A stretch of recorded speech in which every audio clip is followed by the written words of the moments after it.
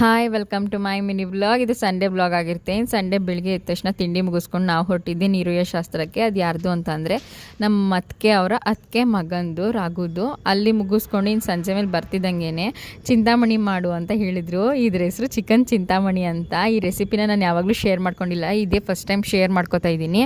ಇದ್ರದ್ದು secret recipe ಏನಂದರೆ ಬರೀ ಒಂದು 4-5 ಐಟಮ್ ಅಷ್ಟೇ ಇದ್ರದ್ದು. ಆದರೆ ಟೇಸ್ಟ್ ಮಾತ್ರ ಸೈಕ್ಕಾಗಿರುತ್ತೆ. ಚಪಾತಿ ಜೊತೆನೂ ಚೆನ್ನಾಗಿರುತ್ತೆ, ರೈಸ್ ಜೊತೆನೂ ಚೆನ್ನಾಗಿರುತ್ತೆ.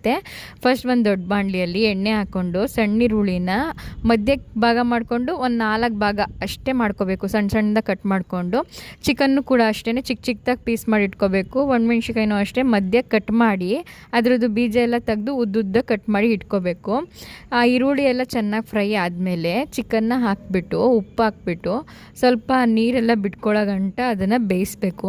ಅದು ಚೆನ್ನಾಗಿ ಬೆಂದಾದಮೇಲೆ ಅದು ಚೆನ್ನಾಗಿ ಫ್ರೈ ಆಗಿ ಕುದು ಬಂದಮೇಲೆ ಅದಕ್ಕೆ ಒಣಮೆಣ್ಸಿಕಾಯಿ ಮಧ್ಯಕ್ಕೆ 2 ಭಾಗ ಮಾಡಿ ಹಾಕ್ಕೊಂಡಿರ್ತೀವಲ್ಲ ಅದನ್ನು ಕೂಡ ಹಾಕ್ಕೊಂಡು ಸ್ವಲ್ಪ ಖಾರ ಎಲ್ಲ ಹಿಡಿಯೋ ಥರ ಬಿಟ್ಬಿಡ್ಬೇಕು.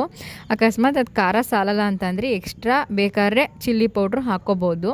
ನಾನು ಸ್ವಲ್ಪ ಚಿಲ್ಲಿ ಪೌಡ್ರು ಹಾಕ್ಕೊಂಡು ಚಿಲ್ಲಿ ಪೌಡ್ರ್ ಹಾಕ್ಕೊಂಡ್ರೆ ಏನಂದರೆ ಖಾರ ಜೊತೆಲಿ ಕಲರ್ ಕೂಡ ಚೆನ್ನಾಗಿ ಕಾಣುತ್ತೆ ಅಂತ ಅಂದ್ಬಿಟ್ಟು ಹಾಕ್ಕೊಳ್ಳೋದು. ಆಮೇಲೆ ಚೆನ್ನಾಗಿ ಬೆಂದಿದೆಯಾ ಅಂತ ನೋಡ್ಕೊಬಿಟ್ಟು ಅದಕ್ಕೆ ಒಂದು ಹಸಿ ತೆಂಗಿನಕಾಯಿ ತುರಿನ ಹಾಕಿಬಿಟ್ಟು ಒಂದು ಸ್ವಲ್ಪ ಕೊತ್ತಂಬರಿ ಸೊಪ್ಪನ್ನ ಹಾಕಿಬಿಟ್ರೆ ಚಿಕನ್ ಚಿಂತಾಮಣಿ ರೆಡಿಯಾಗುತ್ತೆ.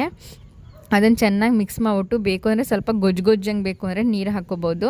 ಇಲ್ಲ ಹಂಗೆ ಸ್ವಲ್ಪ ಡ್ರೈ ಹಂಗೆ ಇರಲಿ ಅಂತಂದರೆ ನೀರಿನ ಅವಶ್ಯಕತೆ ಇಲ್ಲ. ಚಿಕನಲ್ಲೇ ನೀರು ಬಿಟ್ಕೊಳ್ಳುತ್ತೆ ಮತ್ತು ಈರುಳ್ಳಿ ಕೂಡ ನೀರಂಶ ಇರುತ್ತಲ್ಲ ಅದೇ ಬಿಟ್ಕೊಂಡಿರುತ್ತೆ, ಅದೇ ಚೆನ್ನಾಗಿರುತ್ತೆ. ಆಮೇಲೆ ಚಪಾತಿ ಜೊತೆ ತಿಂದ್ವಿ, ಸೂಪರಾಗಿತ್ತು. ಈ ವ್ಲಾಗ್ ಇಷ್ಟ ಲೈಕ್ ಮಾಡಿ ಹಾಗೆ ಫಾಲೋ ಮಾಡ್ಕೊಳ್ಳೋದು ಮರಿಬೇಡಿ. Thank you.